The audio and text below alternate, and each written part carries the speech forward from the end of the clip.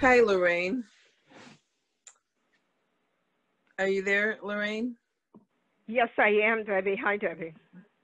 Hi. I'm speaking with Lorraine Currelley Currelley. from New York.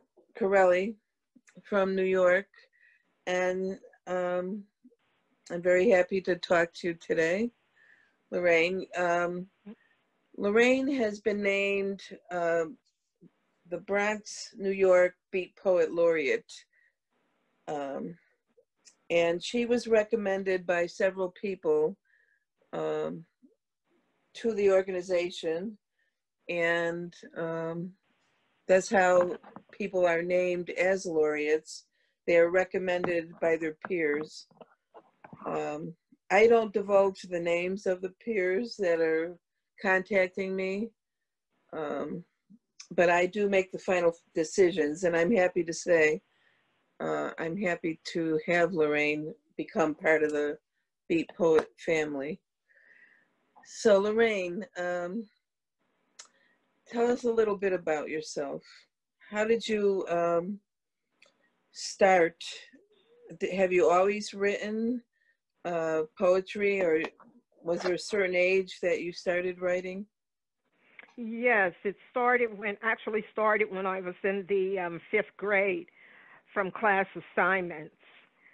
Um, I would write poems as class assignments, and I discovered that that was something that I really enjoyed, and also what we had during the time that I grew up as a child, we had what called assemblies, and there was always some sort of a presentation. So there was a lot of poetry being read at these presentations, and I just found something that felt right for me, and I just enjoyed that medium, that genre. Oh, okay. So, so tell me, However, I can add a little bit to that. However, I did not call myself a poet out loud and really feel in my soul and my spirit that I was indeed a poet until I was, I would say, 28 or nearly 30. That's when I truly felt that I was a poet and I said those words out loud. I am a poet. And I heard myself now, say those words. was it because of outside influences, like other people recognized your talent, or was this all to do with you and how you felt? Well, it was mainly how I felt, but I was a member of a women's writing group, Gaptooth Girlfriends, the Third Act.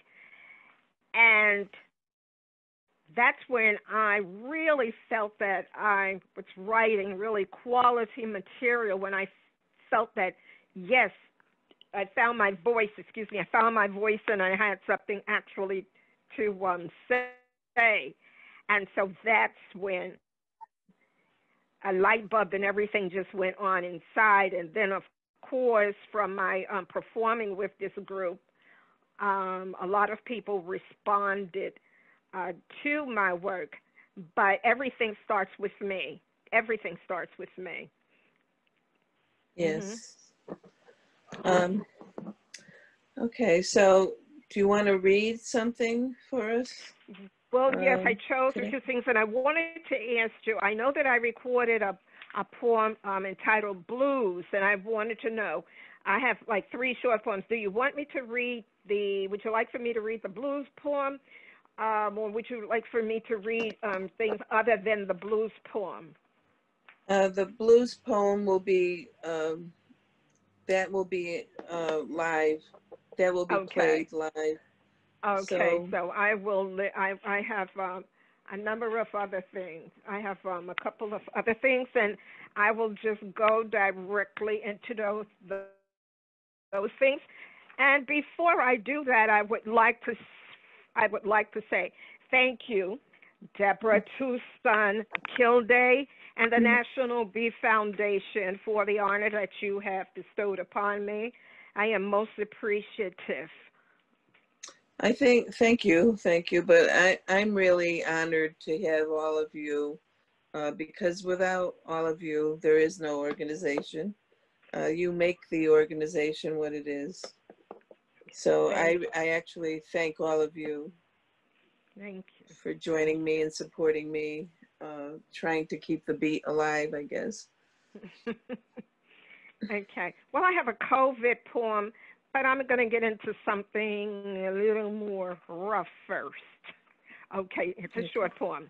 When you write, write unsettling words, uncompromising, unfriendly, unafraid to be ugly words. Write words that crush and unearth truth buried beneath revisionist historical stench, stolen history and appropriated genius, and your ancestral mothers and fathers' raped blood. Write words that tear at skin, choking your throat until birthed unapologetic words.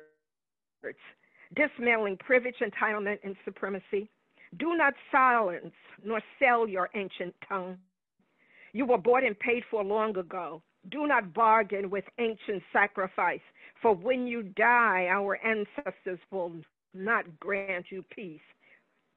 When you speak courageously. You are never alone. Your words are sacred. Do not bless our oppressors with comfortable words, words carved to ease our humanity and spiritualism that never exist. Teach our daughters not to crave nor to suckle undeserving murderous blood, and your sons not to dishonor ancestral sperm in form of wounds.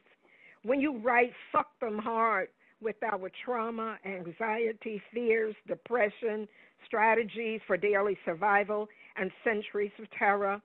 Only then, when you die, will our ancestors welcome you. Oh, wow. That is really a profound message. And I have another one that I would like to also read. This is different. I wanted to give you a spectrum of what I write. This one is called The Daily Affirmation. She walks throughout neighborhoods, supermarket carts stuffed with bottles and cans. We smile. Her eyes whisper, I have children to feed. She collects bottles and cans like a lover gathers flowers, gently placing them in her cot. She thanks me, knowing our sharing is not pity nor charity. It is from one who understands hunger and need. This affirmation of human connect, a union of humanity and survival mode. No child will go hungry on our watch. We are fearless in our determination. Bottles and cans here, their translation, bread, milk, rice, beans, fruits, juice, and vegetables. Stomachs well fed are our victory. Tomorrow, garbage cans and bags, rubber gloves and facial masks will once again replace tonight's celebration. Wow. And I have, I I'm sorry? I love those. I love your writing. I love your writing. Do I have time to do one more? I have a COVID one. Sure. Okay. Notes from my window during COVID-19. Curtain windows are parted every morning and several times during the day to get outside glimpse of the world. I become frustrated and angry at passers-by not wearing masks. I want to throw open the window and scream, what is the matter with you? People are infected, sick, and dying. Why are you risking your life and the lives of others? If they could hear me, it would not make a difference. There are those who continue to behave irresponsibly, ignoring the pandemic, our invisible enemy, believing themselves invincible and that COVID-19 will not affect them. Maybe it's not real for them because they have not lost a loved one. COVID-19 has hit close to home. A friend lost 3 uncles and 1 aunt. A second friend lost his mother. A third friend stolen by COVID-19. My friend of nearly 60 years writes saying her only sibling has succumbed to COVID-19. I am devastated and call my brother in disbelief. There is a brief silence. We gather our grief. I tell him I will call my friend, and I do. Every death becomes a reminder of how vulnerable we are. How many times can I revise this poem? I am seated at my computer. There has been yet another death, not COVID-19, but the death of George Floyd, murdered by a cop's hatred incapable of seeing his humanity and hearing his repeated pleas. I can't breathe. I can't breathe. Satisfied only after his life had been snuffed out. George Floyd, I will breathe for you. I will breathe for you.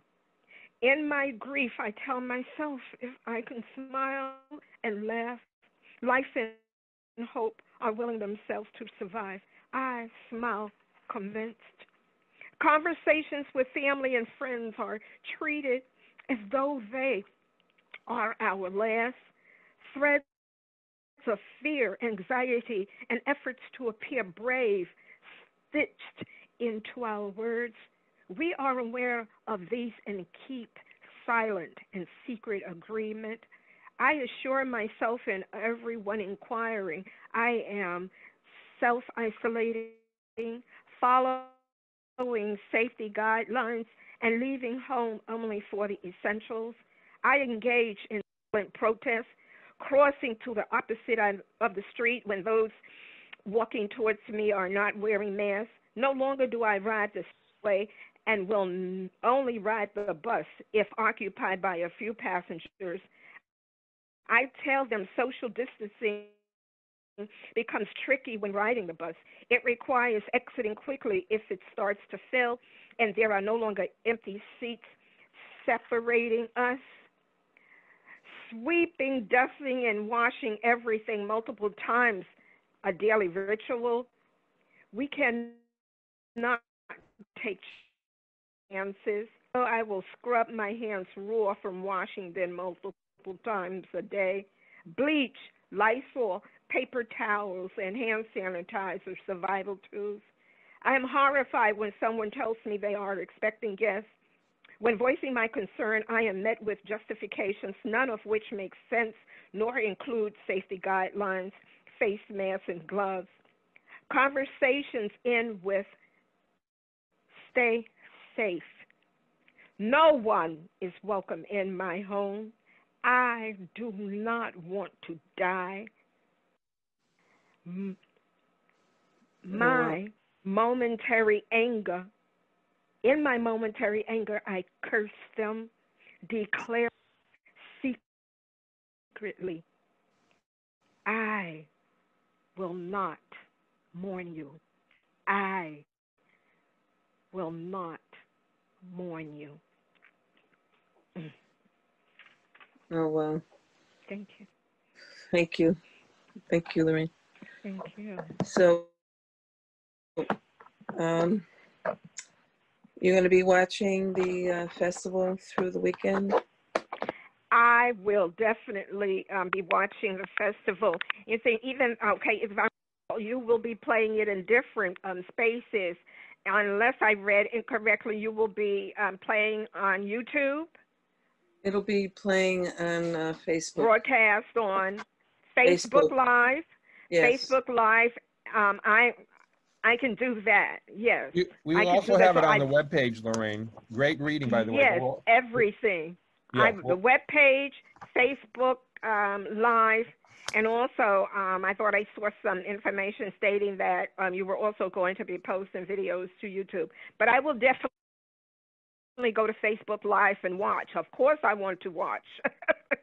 This is a large event, a major event, and I do not want to be left out or not view it. In fact, I'm sharing the information with my networks as well and family. So we're going to gather around, and we're going to eat our popcorn and have our little beverages, and we're going to non-alcoholic and watch the National Bee Poetry Foundation.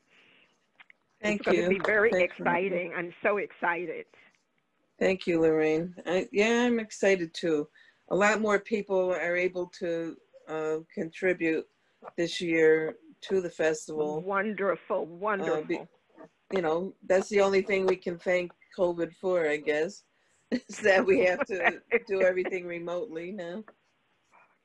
It's a challenge. It's a challenge, but we're all, that's what we and who we are. We are creative, we're artists, and we artists find a way. We find a way to do what we have to do, and it works. And the thing is, we have family and community with us, and everybody is cheering us on, and that's the good thing. People have good hearts, and they're cheering us on. They want a victory. They want success.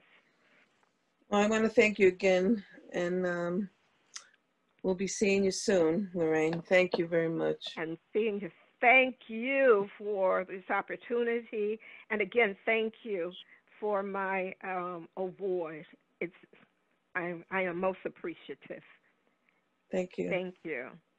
All right.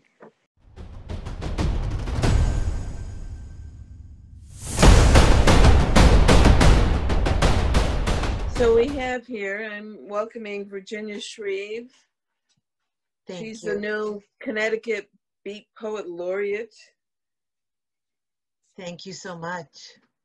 I'm very excited to have you as part of our Beat family. I am very excited to be included. Thank you. So, so Virginia, how long have you been writing? I probably didn't really start much until college because I was always more interested in visual arts, writing and painting and so on. And then I took a English class where I was supposed to write a theme paper on some poetry thing, and I didn't want to do it. So I wrote poetry instead, and I'm sure it was very bad, but it was good enough to get me going, get me started.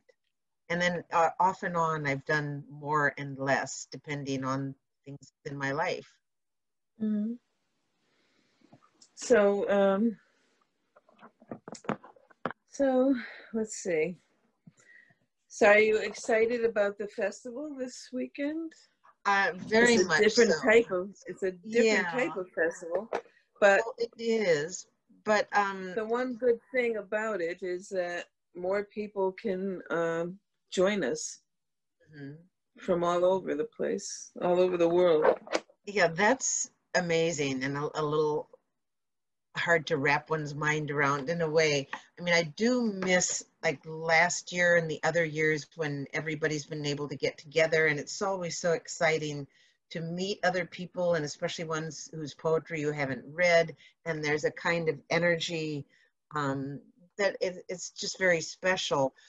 But for you to put this together in the circumstances that are going on now is so wonderful, that we have something else and we have something special as well. So thank you.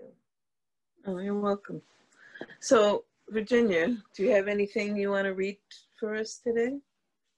I thought I'd read a couple of things, if that's all right. I thought the first. Oops. This is your. Oops. My plaque. My plaque. You're going to be receiving. Whoops. Yay. Oh, Okay, there you are. Oh, my plaque. Oh, yay. That's really exciting. Thank you so much. You're welcome. So let's go you like to you again. Okay. Okay. I thought maybe I'd read the poem that is going to be included in the new Beat anthology that James Paul Wagner is doing. Does that sound okay? Yeah. Okay. It's called Eating Fruit at Midnight. Perhaps in August, maybe July though. It was a peach, I said, in a blue bowl. No, a nectarine, you said, and the bowl was red. Your skin was smooth and cool, I said. Yours was soft like milk if it was velvet, you said. The moon was high and full, or maybe low and thumbed. The sky was veiled with stars, or mist, or clouds sailing, riding our waves. The night was like petals, or jagged like teeth. We agree on this, that the light, that the kiss, that too soon the endless.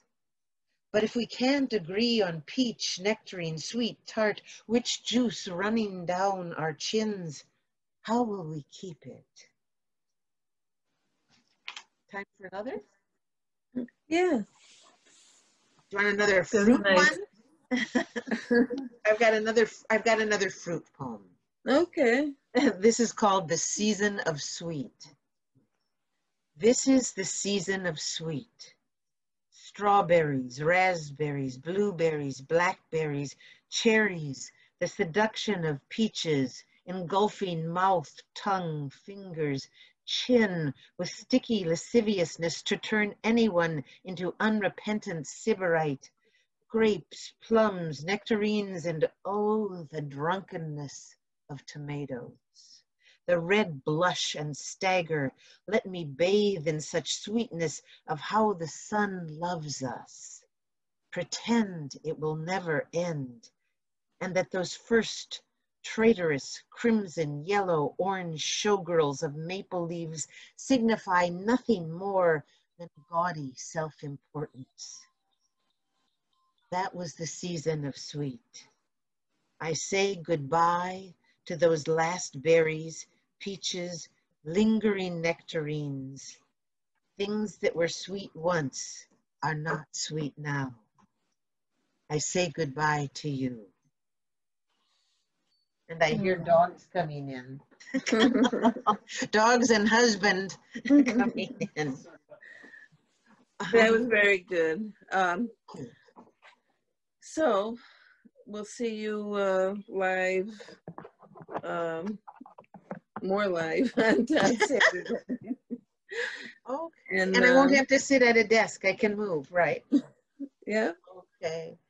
Well, I'll see you on Saturday then. And Debbie, thank you so much. And Krista, thank you so much. And yay, looking forward to it. Thank you for coming out and doing this little.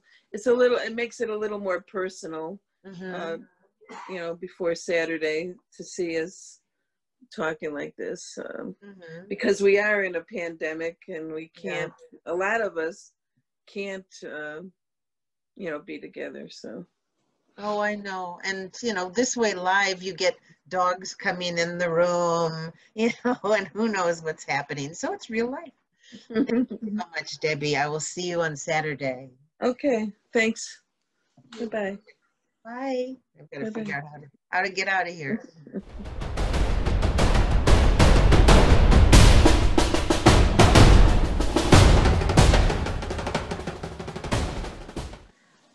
Hi, Carlos. Hello, how are you? Good. Carlos, this is your plaque that you're going to receive on Saturday, naming you as the New York City Beat Poet Laureate. How exciting is that?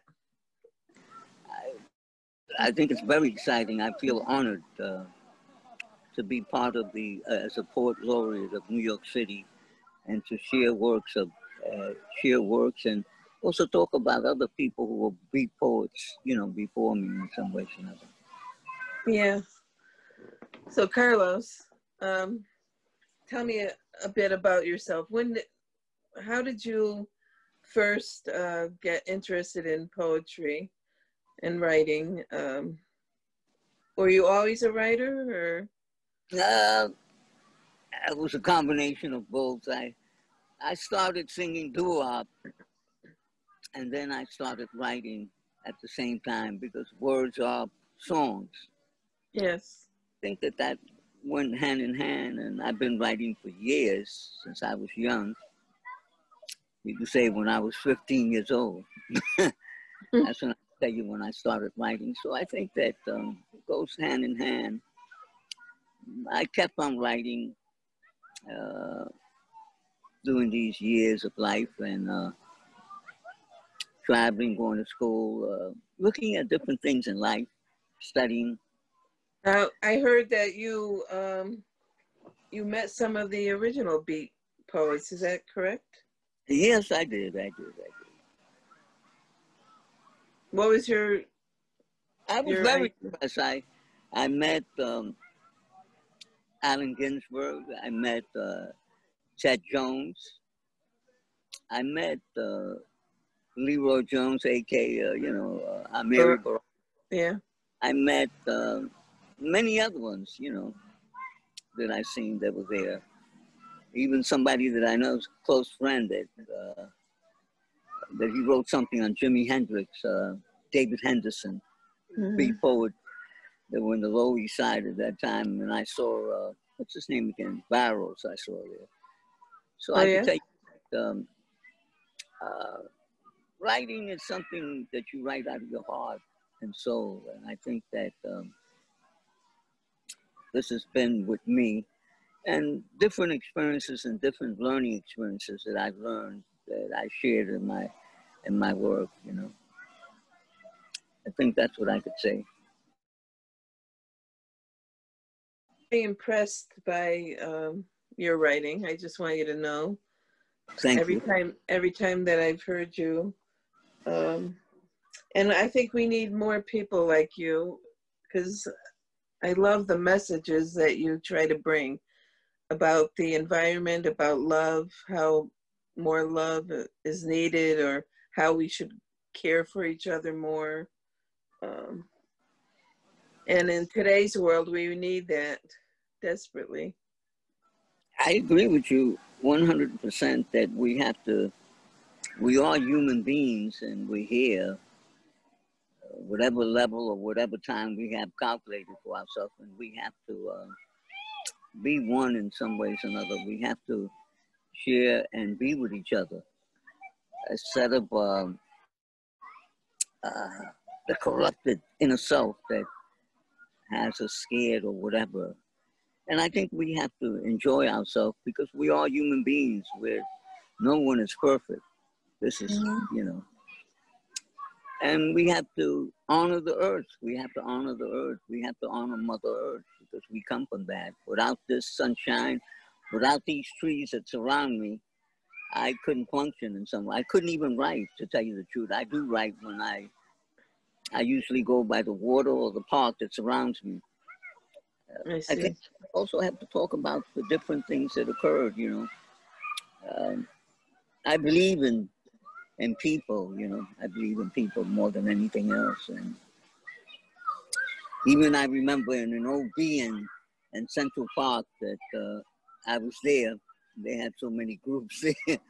And it was really beautiful to be in Central Park in 1967, 54 years ago. And it was really beautiful to hear music, the different sayings, and they meant something. They meant something. So I could say that during that period of time, the Flower Children, the war, many things shaped me to express myself. Mm-hmm. Sometimes I used to be quiet and I used to just observe and just jot it down in little notes. So I could say that being a poet, I think, I'll say what my mother said, that a poet is born, and we all are poets in some ways or another. Some will express it and some will not express it. There are poets, there were singers, naturally born singers, and they didn't know they were poets. They just thought themselves as a singer instead of a writer. So I think that we have to share all this.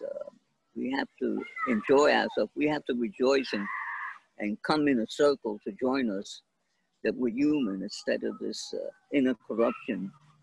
What I mean by that is the negative narrative, but a positive narrative. Without positivity, we can't function. I couldn't function personally as a human being.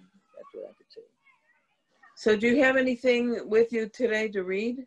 Yes, I did. I wrote something on the earth, and this is what it stated.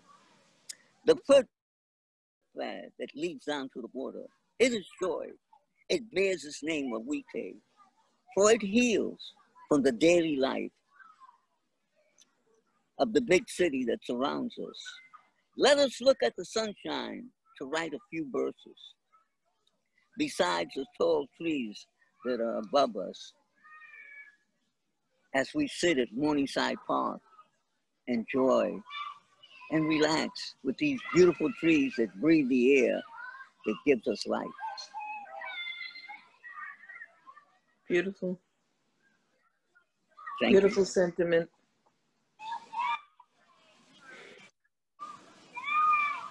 Thank you. So are you looking forward to the... I'm looking forward 100%. I'm preparing myself and relaxing and ready to go on, you know, to get there right on time, to leave New York on time, and head there real fast to get there. Okay. So I'm looking forward to it, and I'm looking forward to the future where we will be together more often and have more events live. But I've said this to other people. I've said this to other people that I'm happy. I'm happy that even though it's a COVID year, a pandemic year, that there's actually more people that are able to join us this year because of it. That's the only positive I could find, you know, as far as the pandemic, is that we can connect in other ways, and we have found different ways to connect from different locations. I like what you said. I think that we do have to connect. Remember this, there's a positive and a negative. Everything works. This occurred in some ways or another, but there's more grass now, there's more air, there's more greenery now, that you see trees all around, where originally you see concrete. Now you're seeing more trees, you're seeing more people beginning to see. People are riding bicycles. So I'm saying whatever the aspects that we're going through this time, for these last 6 months or 7 months, I think it's sometimes for some people it's a time to rest, to study, but also to connect to. We all have to connect with each other in different ways. This is why we have different levels of talking in the telephone now and connecting. And I think that we have to share this and we have to be part of it. I'm ready for Saturday. Okay. Thank you for your kindness. Oh, thank you. Thank you. And I look forward to seeing you. And An Angel. angel too. An angel too. Thank you. So it's joy. It's a joy, you know. My life's joy. Okay, thanks a lot. And thank you, Debbie. All right, we'll be you're there. welcome. Okay. Thank Bye you. bye. Bye bye.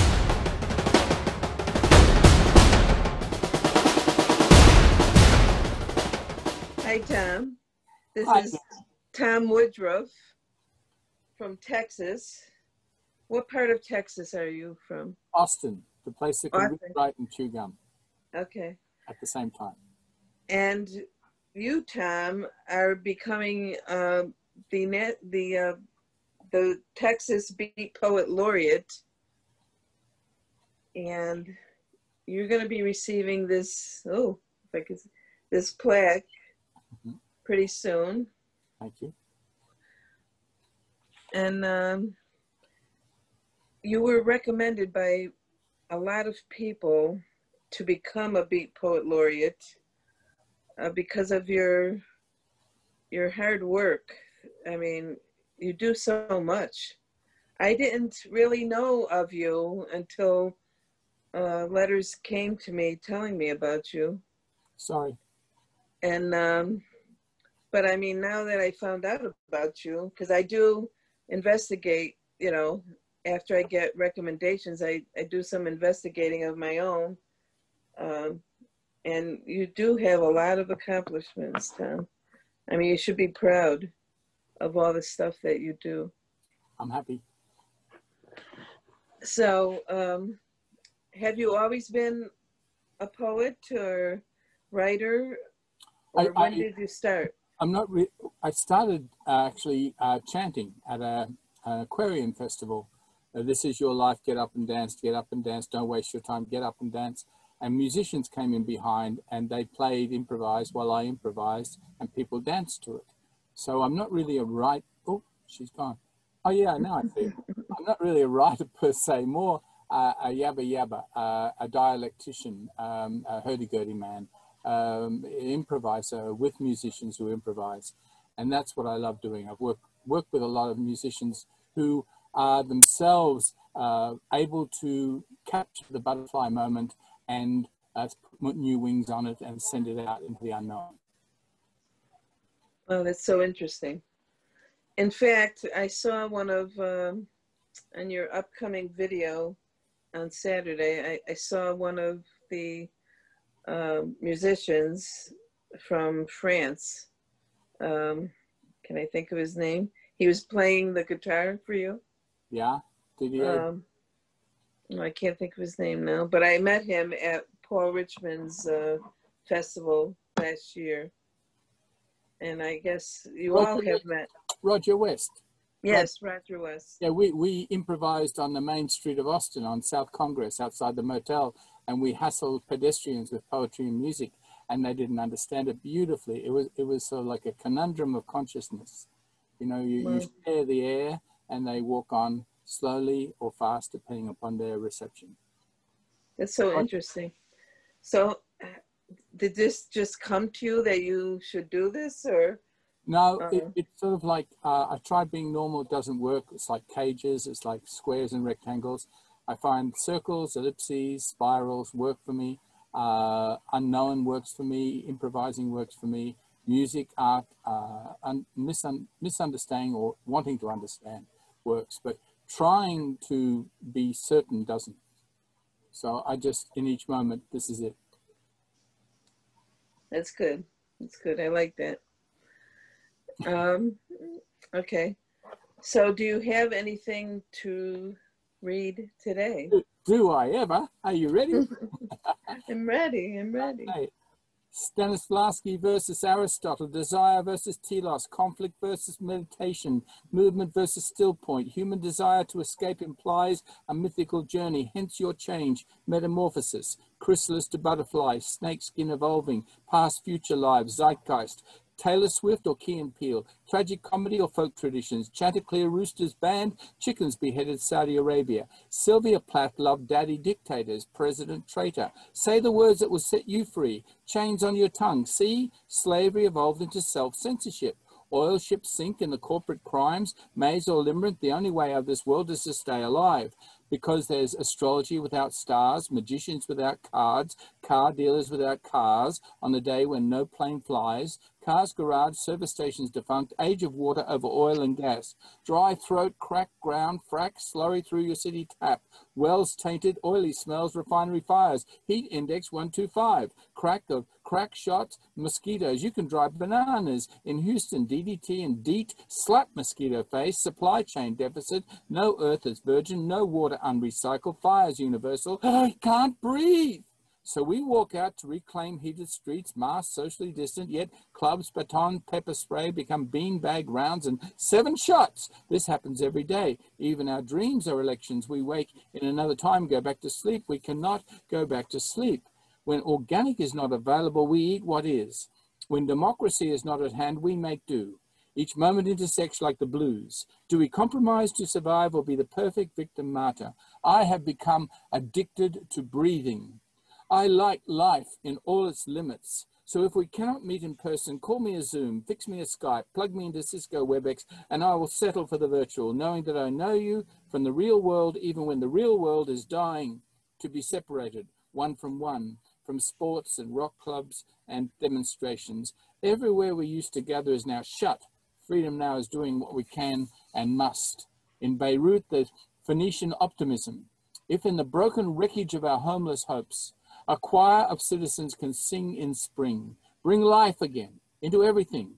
For what choice is there but free will to build again, to make new homes on the shattered skeletons of the old, to restore the best of what civilization offers, even in these dysfunctional days? Voices arise within the ruins, no wheat but golden songs, no port but each other's arms. For every civilian holds a culture like a child in her arms, and they will grow despite the storms of powers, in song, in harmony, in homes. Me, survival is a song for me. I am counting butterflies. So I went down to the border, not to feed the asylum seekers, nor to demand release of children from cages, nor to stop the separation of families, nor the privatization of prisons, not even the abuse of human rights.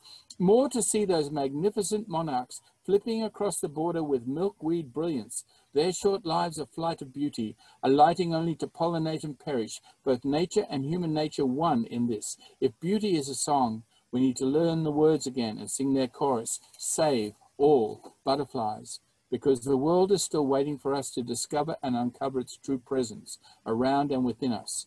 We are water, and we came from water, and will return like tides. We need air, and the quality determines our length of life. You know earth, but do you feel this earth beneath your feet?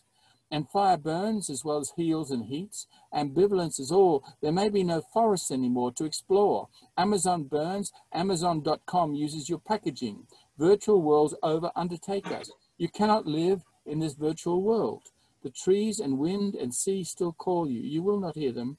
You have earphones on. You're watching another Zoom. On the bright side, moon lovers get to realize even the moon is solar powered. People who love people can still connect. We're still here. We're still breathing. Virtual saves on gas, exhaustion over distance in the midst of turmoil, kindness, cooperation, community. Frontline health workers persist with trust and optimism. Children become adepts at virtual learning programs. Visual literacy supplements both nostalgia and futurology. Vegan and vegetarian options become universal. Awareness compounds via Malala, little Greta. Every day another footstep towards paradise. Things may not be the way they are, more the way you choose to see them. Look on the bright side. We're all learning. Say you collect stamps, crystals, friends, experience. Your library is golden sunshine. Your dreams are moon and stars. Your face is made of water. You love colors. You collect rainbows. You're the very air you breathe, earth you dance upon, fire that warms.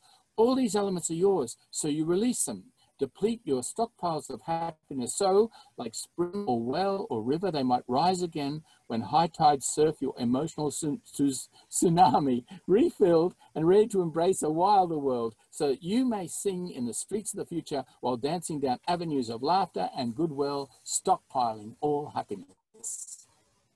Oh, wow. That was beautiful. Like beautiful. There's plenty more. Do we have an hour for the first haiku? An hour. No, just joking. Is it time for more, or do you have to? A little bit. A little bit, okay. Yeah. This is about all our people we love, respect, and adore. You know, all the Beat Generation people who went before us. Called 43 is the new 27. We live our lives through celebrities.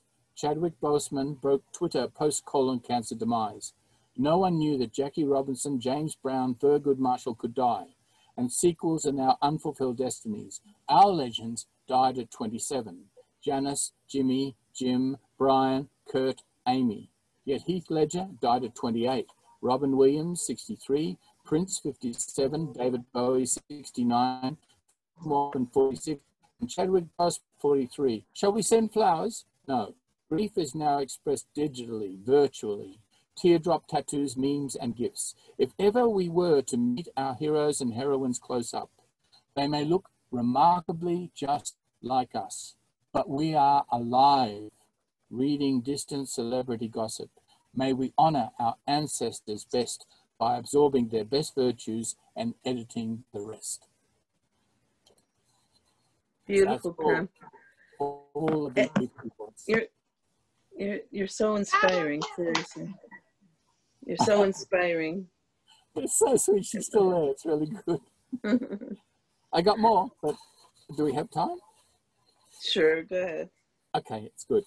Everything I learned, I forgot. Take childhood, a flash of images, like a jump cut edited frame, pictorial rather than sensate. Then boyhood, omitted by ellipsis. Same with adolescence, adulthood. Only those lonely relationships, broken links, sinking insignificance. It's only when senescence comes creeping in that retrospective regrets flash bright as bombs. You cannot go back. So you wander, looking for a key to unlock ways of seeing what has really happened. You can change nothing, not even yourself. Awareness of decline does not remedy Alzheimer's. Emotions are poor servants and bad masters. No good saying, if only, and I wish. Death and decay become your close friends now. You go to bed with regrets, wake up with more. But who's keeping score? My eyes awaken because I can't sleep through this. I can't sleep through this life. My eyes awake as in Clockwork Orange to see all the horrors I have wrought endlessly repeated. Were I to deny the travesties enacted my Groundhog Day, my deja vu could not be redacted. Those missing minutes on the Watergate tapes, I erased them. Who killed those Kennedys? My bad intentions. No mystery as to what and why or how or who. Look no further. I'm the one you're after. I killed Cock Robin. I chopped the cherry tree. I told these fantastic stories, so enthralling even I believe them. When film noir stole those plots from my many lives, people claimed exaggeration. Not so. My life is pulp fiction. There's nothing that cannot be ascribed to my condition. My bad dreams cover every insomniac reflection. These nightmares more than Edgar Allan Poe's recollections. If it were only dreams, someday I might awaken. This shadow life has stolen my expressions, leaving me to await this anticipated ending.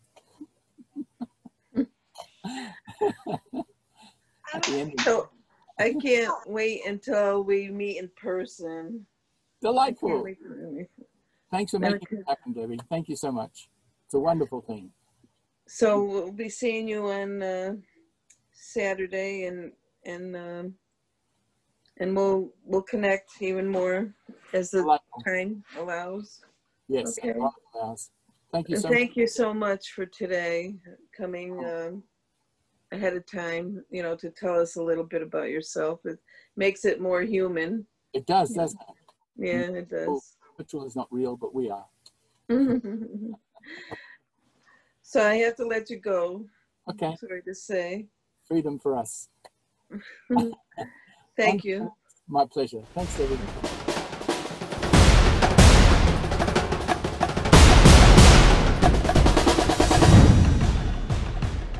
Hi, Rich. Hey, Deborah, how are you? Good. This is Rich Ferguson from Los Angeles, California, and he is being named the whole state of California, Beat Poet Laureate. It's quite an honor. It is. And the way that, the way that he got this honor was through others, his peers, recommending him. I get emails, messages, all these people contact me all different ways, and they'll tell me about people like you. I have to be honest, I had not heard of you before, but I haven't even heard of myself. But So anyway, what happened was, I got all these recommendations. So I started doing a little research, and I was like, okay, this guy deserves some credit, some recognition. And I'm very happy to meet you, and I hope to meet you in person someday soon. And Yes. I'm honored though to have you representing California for us. Yeah, I really appreciate it. I mean, it is quite an honor. I mean, I've lived in San Francisco, here in LA, and I know many poets throughout the state, and even here in Los Angeles, there are many poets that I could point to and say they are as equally deserving. But I am very grateful, and I really do appreciate it, and I appreciate all the work you've been doing, in front of the camera and also behind the scenes, and everyone who's helped make this possible. I'm trying to keep this Beat Generation going. I'm very proud of the fact that I'm not trying to overtake the memories of the original generation. I'm trying to build so that it lives on. Yes, yeah, I really do appreciate that.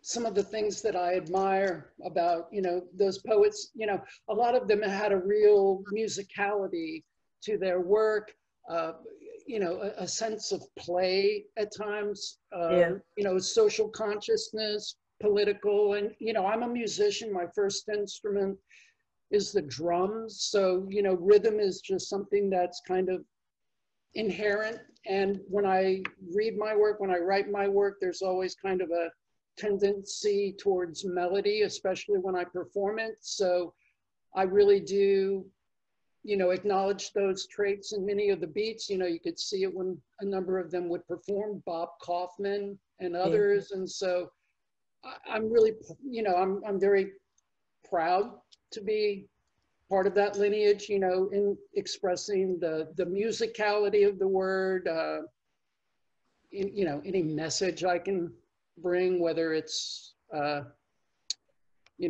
overt or subtle or whatever. So I applaud you for your efforts to continue the lineage. Thank you.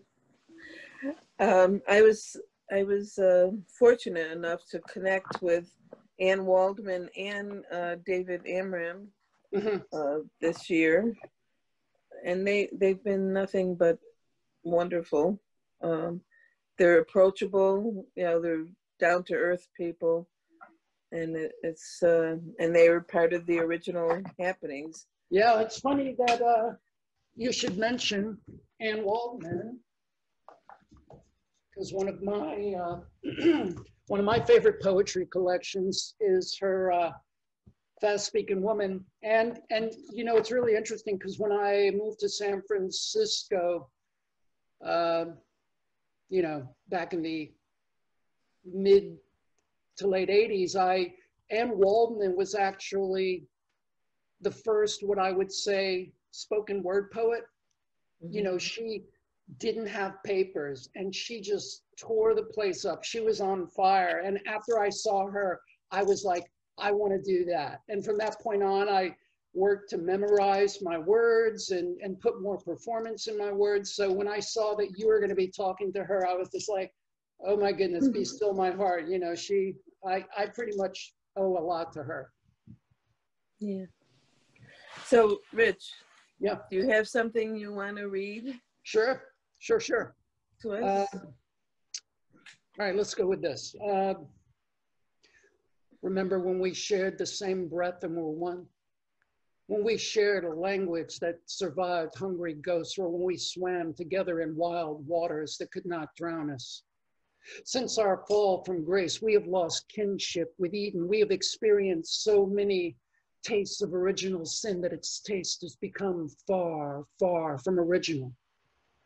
These paradises we have burned and abandoned have collapsed into a Garden of Eden now bleeding, a complex geometry where parallel lines of love and consideration contend with irrational proportions of emotional, physical neglect and constriction, non-complementary angles of sexism versus fairness, those seeking domination, battling out with those seeking collaboration in the multi-dimensional arena of our human condition. When seeking union between the sexes, one must learn to transform opposition into empowerment, cruelty into congruency, create ratios of equilateral equality, a more perfect union of the sexes, one that unifies, strives to heal this wound of being human, for we are quick to anger, slow to heal, dragging our inner rivers for the body of evidence that can free us from the gridlocked and mind-locked madness of a Garden of Eden, now bleeding, the place where one confuses the highly personal with the universal, retunes enlightenment to a TV reality where we can't stop looking at our cell phones, even when in the presence of redemption, in our Garden of Eden now bleeding, hear the gunfire and continual cry of sirens, witness our struggles to grow beyond our insanities and instabilities, new bones sprouting from old burdened psyches, surviving alley fights with a world gone rogue, carving intellect sharp enough and weapon enough to save ourselves from the dangerous instincts breeding in our Garden of Eden now bleeding. And we may one day untether ourselves from this mothership of mayhem, float off into harmonic stardust, witness ourselves in the cracked mirror moon, realizing that despite it all, we have the potential to become beautiful and unbroken, that beyond our Garden of Eden now bleeding, our flowers of good fortune can flourish, even as our world devolves into deserts of destruction, that we can sleep with fire and wake up the right kind of bright, that we can return to innocence and from innocence to shadow, that we can return to shadow and from shadow to the river, that we can return to the river and from the river to the crossroads, from the crossroads to song, from song to heart, from heart to a home where a new union between man and woman and man and woman can blossom, souls guided by plant instinct, tenacious in the desire to rise, our root voice, a journey from oblivion into brilliance, our seed smiles, a multiplying joy in our new Garden of Eden, no longer bleeding. Remember to let the flowers grow, but pull away the weeds before they tower over us on this spinning ball of eroding and beautiful blue. Wow, that was beautiful. Thank you. That was beautiful. Did you memorize that whole thing? Yeah. I cannot do that. I really admire anyone that does, really. Thank you. And yeah, I've had some people say to me, like, I'll do a performance, and some people will say, well, you just like making up that up as you go along. And I was like, no. I like the flow. It's like a rhythm in itself. Thank you. Yeah, so that's kind of what I was sort of talking about earlier. Yeah. Well, music is part of everything. Yes, it is. Is there anything else you want to share? No, I just want to say, I mean, mainly I just want to thank you. I want to thank, Paul Richmond. He's been a great inspiration. So thanks to Paul. And I applaud your efforts, and I'm, doing everything I can to spread the word and, make these next 2 years really meaningful. Yeah. And thank you. Well, thank you. And you're going to be watching the festival all weekend? Oh, yeah. Okay. Well, thank you. But I don't want you to go away. Okay. Just hold on there for a second. Mm-hmm. Okay. So, Krissa?